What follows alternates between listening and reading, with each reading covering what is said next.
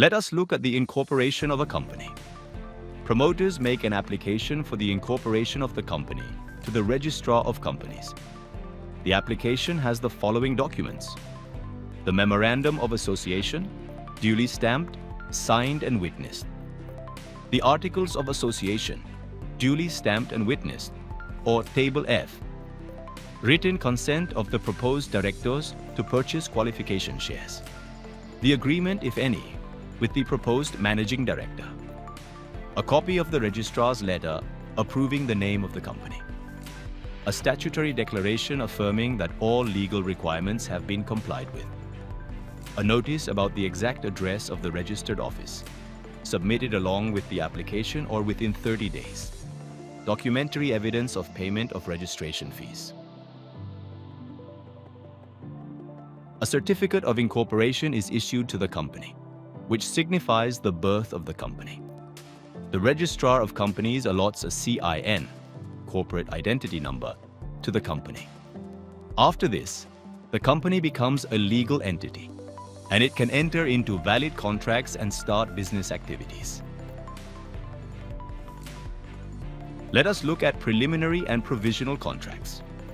Preliminary contracts, or pre-incorporation contracts, are contracts signed by promoters with third parties before the incorporation of the company. These are not legally binding on the company, and it cannot be forced to honor a preliminary contract. Promoters, however, remain personally liable to third parties for these contracts.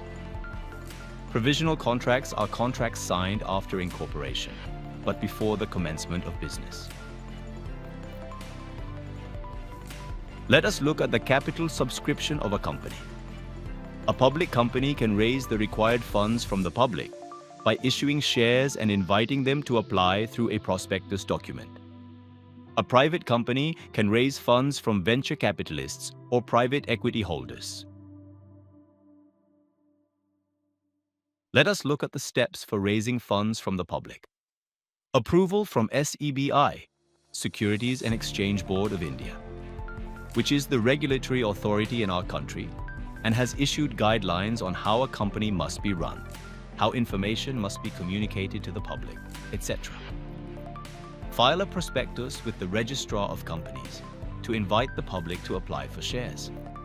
Investors decide about investing in a company based on the information in the prospectus.